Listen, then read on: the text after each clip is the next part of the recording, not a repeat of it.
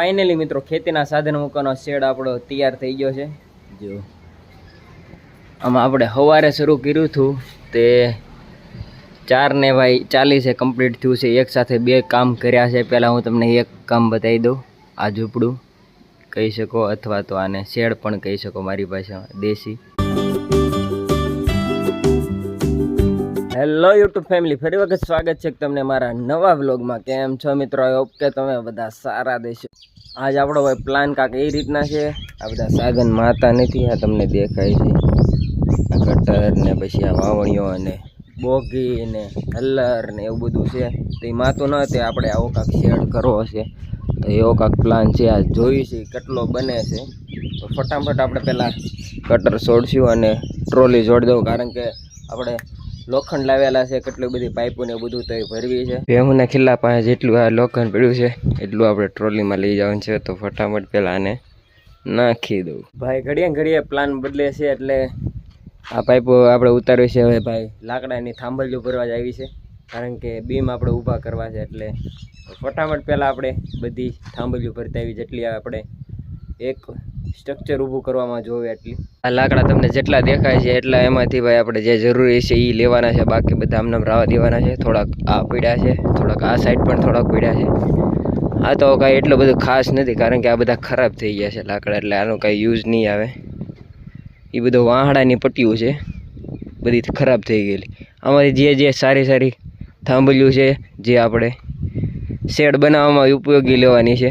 આ બધો જ સામાન આપણા મઢનો છે, જે આપણે કાટમાળ ઉતાર્યો હતો, અને અત્યારે તો હાલમાં નવું બની રહ્યું છે મસ્ત મજાનું। એમાં જે પણ એટલો લાકડા નીકળ્યો એ આપણે અહીંયા વાડીમાં નાખી દીધો છે, એટલે આની હરાજી થાય આપણો છે નહીં। એટલે આ બધી લાકડા બધા આપણે વેચી નાખવાના છે। આ આપણે હવે આ બધાને ઠેકાણે પાડી દેવું, કારણ કે આ ચોમાસામાં આ બધા પાણી અટશે એટલે બગડી જાય અને હળી જાય, એટલા માટે આ બધાને આપણે સારી તાલપત્રીથી બધા ઢાંકી દઈશું, જેથી આ બધા હળે નહીં। એટલે એવો કાંક પ્લાન છે। આ બધો આપણે હવે ઘરે લઈ જવાના છે। એક વસ્તુ જોવાઈ રાખી એ છે કે તમે આમ જુઓ, નાળિયેરીનું છે થાંભલી। પહેલાંના જમાનામાં ભાઈ જે મળતું એની રીતે થાંભલી બનાવી નાખતા છે। તમે કાંઈ આ તમને દેખાય છે, આ એ આખું નાળિયેરીની થાંભલી છે। જો તમને આ સાઈડથી બતાવું તો તમને અંદાજો આવશે। જો છે ને પણ બાકી ચેક કરો ખાલી ભાઈ, એક પેટ પણ નીકળ્યું છે જૂના જમાનાનું।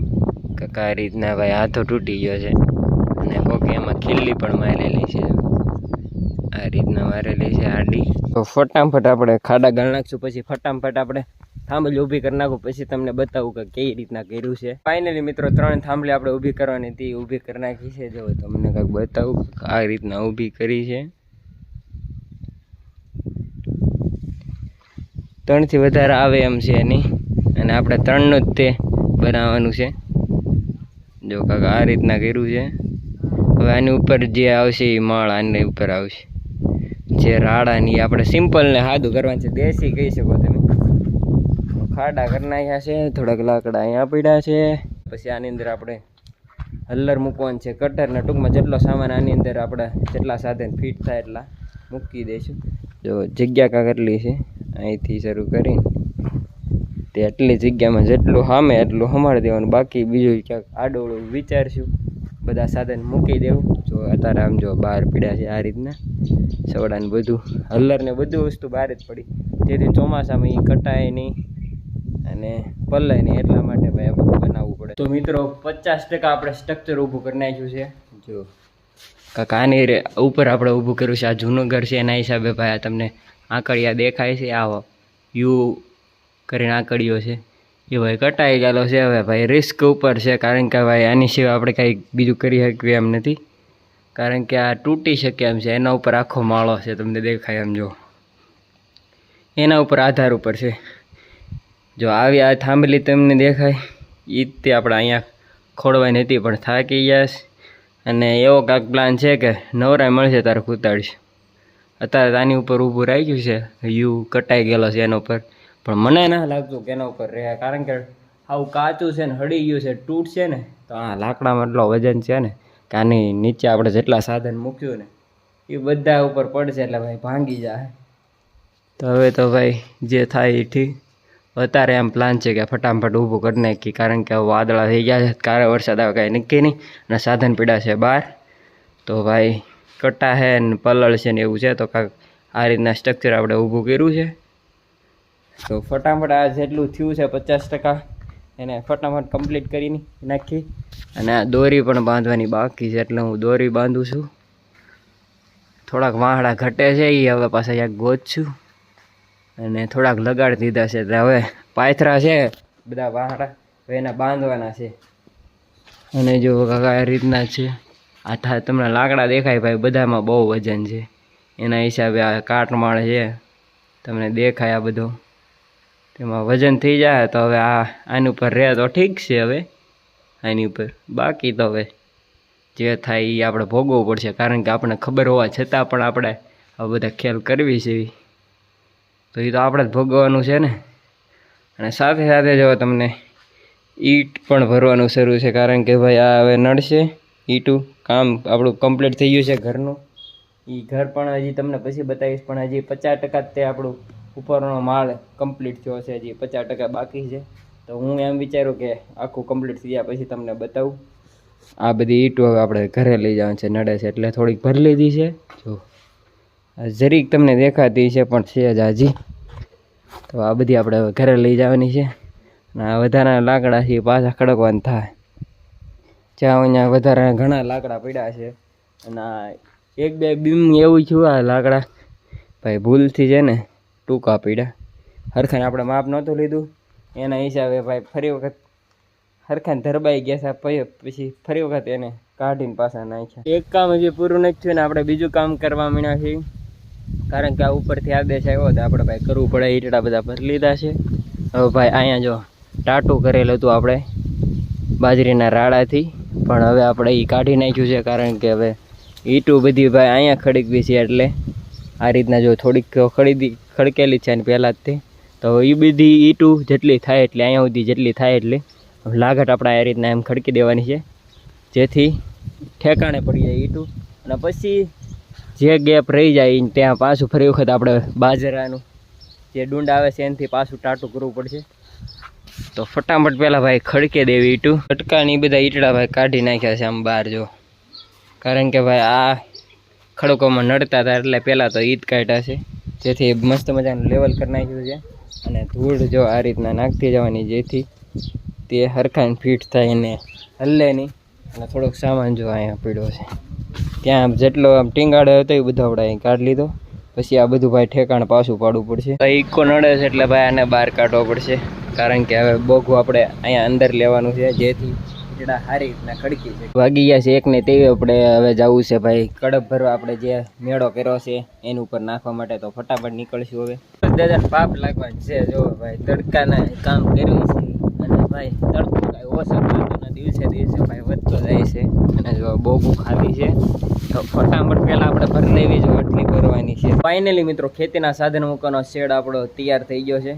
જો આમાં આપણે સવારે શરૂ કર્યું હતું, તે 4:40 કમ્પ્લીટ થયું છે. એક સાથે 2 કામ કર્યા છે. પહેલાં હું તમને એક કામ બતાવી દઉં. આ ઝૂંપડું કહી શકો, અથવા તો આને શેડ પણ કહી શકો મારી ભાષામાં દેશી.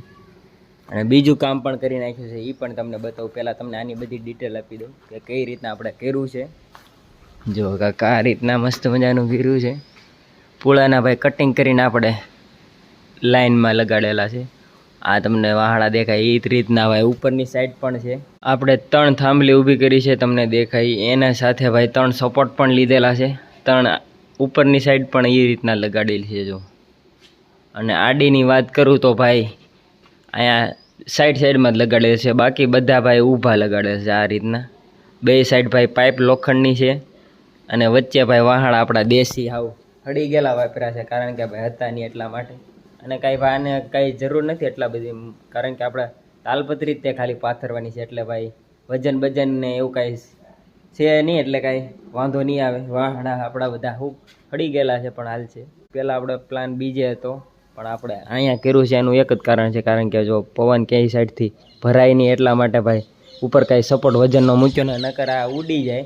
બીજે કર્યું હોત તો હાલ ખરત કાંઈ આપણે એવું કાંઈ કર્યું ને, નકર અહીંયા જો ટાટું પણ કરવું પડે બધી સાઈડ, તમને ખબર જ હશે, પણ આમાં આપણે કાંઈ એવું કાંઈ કર્યું ના, પ્લાન ફેરવી નાખીએ તો નકર ભાઈ આપણે છે ને જ્યાં કરવાનું હતું ને ત્યાં ભાઈ ટાટું કરવું પડે, ઉપર વજન મૂકવો પડે, કેટલાય સપોર્ટ દેવા પડે, તાણિયા મારવા પડે, સારી રીતના દોરી બાંધવી પડે, કેટલી વસ્તુ કરવી પડે. આ તમને એટલો બધો આમાં ઢાળ નથી આપ્યો, પણ એમાં ભાઈ ઢાળ પણ જાજો આપવો પડે. અને પવન હતો ભાઈ ગાંડો, એના હિસાબે ભાઈ આંખમાં આના રાળા ભાઈ નાના નાના કણકા બહુ ઉડતા હતા. સાથે સાથે આપણે ઈંટ પણ ખડકી છે, એને વખતે પણ ભાઈ ઈંટનો કચરો બહુ ઉડ્યો છે આંખમાં.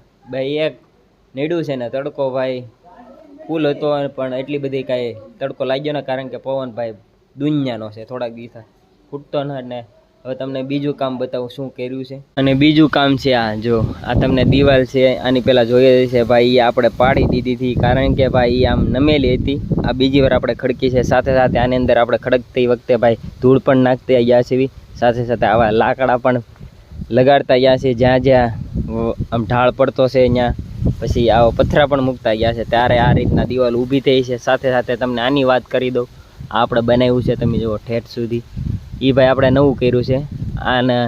આનો સપોર્ટ આપેલો છે બે સાઈડ આ રીતના વાહડાનો, અને વચ્ચેથી આપણે બાંધ્યું છે કાંક આ રીતના, અને ઉપર પણ સપોર્ટ આપેલો છે, ત્યાં આપણે વાળો બાંધેલો છે ઠેઠ સુધી. અને તમને વાત કરું તો આ જેટલા તે તમને કડપ દેખાય, પહેલાં આપણે અહીં હેઠે પાથરીથી જે રીતના અહીંયા ઉપર છે એ જ રીતના ભાઈ આપણે હેઠે પહેલાં પાથરીથી પછી કટિંગ કર્યું હતું. આ જો તમને દેખાય બધા રાડા લેવલમાં મસ્ત આ રીતના કટિંગ કર્યું હતું અહીંયા પાથરી.